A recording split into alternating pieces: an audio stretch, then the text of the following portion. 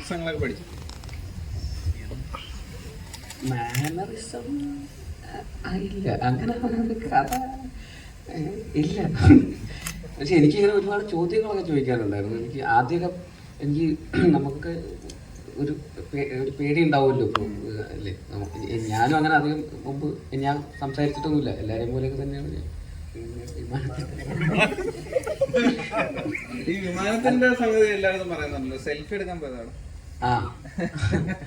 ഞാൻ ഒരു ഫോട്ടോ എടുക്കാൻ വേണ്ടി പോയതാ. അപ്പൊ അന്ന് ഒരു പ്രാവശ്യം, ഈ സിനിമയ്ക്ക് മുമ്പ് ഒറ്റ പ്രാവശ്യം ഞാൻ രാജുവേട്ടനെ കണ്ടിട്ടുള്ളത് വിമാനം എന്ന് പറഞ്ഞ സിനിമയുടെ സെറ്റിൽ ഞാൻ അതുവഴി പോയപ്പോൾ ഒരു ഫോട്ടോ എടുത്തിട്ടുണ്ട്. അല്ലാതെ നമ്മൾ സിനിമയിലൊക്കെ ഇവിടെ പറയേണ്ട കാര്യം. അപ്പൊ അങ്ങനെ അപ്പൊ ഞാൻ ഭയങ്കര ഫാനാണ്. അപ്പൊ അത് കാരണം ഇതിന്റെ സെറ്റിൽ വന്നപ്പോ ഞാൻ ഈ സിനിമയിലൊക്കെ കണ്ടിട്ടുള്ള അല്ലെങ്കിൽ ഇന്റർവ്യൂസിലൊക്കെ കാണുന്ന അല്ലെങ്കിൽ റീലിലൊക്കെ കാണുന്ന രാജുവേട്ടനാണ് എൻ്റെ മുമ്പിൽ. അപ്പൊ എനിക്കും കുറച്ച് പേടിയുണ്ട്. മോണിറ്ററിന്റെ പുറകിൽ ഇങ്ങനെ ഇരിക്കുന്നത്, നമ്മളൊക്കെ കൂടെ ഇങ്ങനെ ഗ്യാങ് ആണല്ലോ, നീ ചോദിക്കും, നീ പറ, അങ്ങനെയൊക്കെയാണ്, നീ ചോദിക്കും, അങ്ങനെയൊക്കെയാണ്. അപ്പൊ ആദ്യമൊക്കെ അങ്ങനെയായിരുന്നു. പിന്നെ നമ്മുടെ ഒരേ വൈബാന്ന് മനസ്സിലായി. പിന്നെ ഭയങ്കര കോമഡിയായിരുന്നു, തമാശയൊക്കെ പറയും. അങ്ങനെ ടിപ്സ് ഒക്കെ ചോദിച്ചു. ടിപ്സ് അല്ല, ഞാൻ ഇങ്ങനെ ചോദിക്കും. അല്ല, ഞാൻ നേരത്തെ പറഞ്ഞില്ലേ, ഇന്ന് രാവിലെയും കൂടെ ചോദിച്ചത് ടിപ്പ് ചോദിക്കല് തന്നെ, ഫുൾ ടൈം ടിപ്സ്. അപ്പോ അല്ല, എനിക്കിതൊക്കെ എങ്ങനെയാണ് ഇതെല്ലാം കൂടെ മാനേജ് ചെയ്ത് കൊണ്ടുപോകുന്നത്, എങ്ങനെയാണ് ഇതിൻ്റെ ഒരു സിനിമ എന്ന് മാത്രം ആലോചിച്ചുകൊണ്ട് ജീവിക്കുന്ന ഒരാളാണല്ലോ, ഫുൾ ടൈം സിനിമ. ഒരുപാട് ഇന്റർവ്യൂസിലൊക്കെ സംസാരിക്കുന്നതും അദ്ദേഹത്തിൻ്റെ ഒരു വിഷൻ, ഒരു മലയാള സിനിമയെ റെപ്രസെന്റ് ചെയ്യുന്നു, ഒരു ബ്രാൻഡ് അംബാസഡർ എന്നൊക്കെ രീതിയിൽ പുറത്തേക്ക് അതിനൊക്കെ. അപ്പോൾ ഇതൊക്കെ അങ്ങനത്തെ ആസ്പിറേഷൻസ് ഉള്ള ഒരാൾ.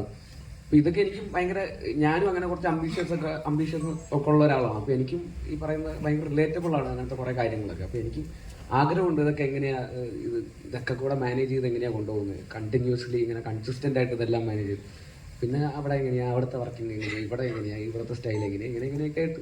പിന്നെ പഴയ കഥകൾ, ഒരുപാട് സിനിമകളിലെ കഥകളും തമാശകളൊക്കെ അങ്ങനെയൊക്കെ. ഇപ്പോൾ ചെറിയ പ്രായത്തിൽ സിനിമയിൽ അഭിനയിക്കാൻ തുടങ്ങിയ ഒരാളെന്നുള്ള രീതിയിൽ ഇത്രയും വർഷത്തെ എക്സ്പീരിയൻസ് ഉണ്ടല്ലോ.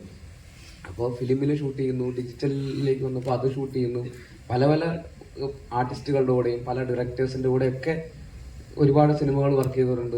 തെലുങ്കിൽ ചെയ്യുന്നു, ഹിന്ദിയിൽ ചെയ്യുന്നു, അങ്ങനെ പല ഭാഷകളിൽ ചെയ്യുന്നു.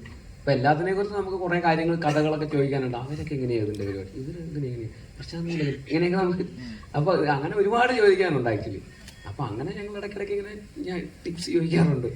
എനിക്ക് ഇപ്പം ബേസിൽ ഒരുപാട് വർക്കൊക്കെ ചെയ്ത് ഇങ്ങനെ ടയർഡൊക്കെ ആയില്ലെങ്കിൽ ഒരുപാട് കാര്യങ്ങളൊക്കെ ഏറ്റെടുത്ത് ചെയ്യാൻ നേരത്ത് വിനീത് ശ്രീനിവാസ് ഇടയ്ക്ക് വിളിച്ചിട്ട് ചോദിക്കും, എടാ നീ ഓക്കെ അല്ലേ എന്നങ്ങനെ ചോദിക്കുമെന്ന് പറഞ്ഞിട്ടുണ്ട്. അതൊക്കെ നമ്മുടെ വൃത്തിക്ക് പറ്റിയ സംഗതിയാ, ഈ എല്ലാം കൂടെ ആ പരിപാടിയാണോ ഈ പറഞ്ഞായിരുന്നു? പറഞ്ഞു വിനീതേട്ടൻ പറഞ്ഞു. അതായത് വിനീതേട്ടന് ഈ പറയുന്ന പോലെ ഞാൻ കുറെ എല്ലാം കൂടെ ആയിട്ട് ഞാൻ ഭ്രാന്തായിട്ടിരിക്കുമ്പോൾ ഒരു വിനീതേട്ടൻ എൻ്റെ അടുത്ത് വിളിച്ചിട്ട് ഒരു ദിവസം, നീ ഓക്കെ ആണോ, എല്ലാവരും എന്തെങ്കിലും ഡേറ്റ് മറ്റേത് അതപ്പോൾ ഇപ്പോൾ വരും എങ്ങനെയൊക്കെയാണല്ലോ ചോദിക്കുക. അപ്പോൾ ഒരാൾ പെട്ടെന്ന് ഓക്കെ അല്ലേ എന്ന് ചോദിച്ചപ്പോൾ എനിക്ക് ഭയങ്കര അങ്ങനെയൊക്കെ ആൾക്കാർ ഓക്കെ, അത് ഭയങ്കര ഇതായിരുന്നു. അപ്പൊ അതിനെക്കുറിച്ച് വിനീതേട്ടൻ ഒരു ഇന്റർവ്യൂവിൽ പറഞ്ഞു. അപ്പോൾ അതിൽ വിനീതേട്ടൻ സംസാരിച്ചു, എല്ലാവർക്കും പൃഥ്വിരാജ് ആവാൻ പറ്റൂല്ലോ, അതുകൊണ്ട് ഞാൻ അവൻ്റെ അടുത്ത് ഓക്കെ ആണോ എന്ന് ഞാൻ ചോദിച്ചു എന്ന് അങ്ങനെ പറഞ്ഞായിരുന്നു. അപ്പോൾ അതൊക്കെ തന്നെയാണ് എനിക്കും അറിയുന്നത്, എങ്ങനെയാണ് അങ്ങനെ ആവുന്നത്. ടിപ്സ്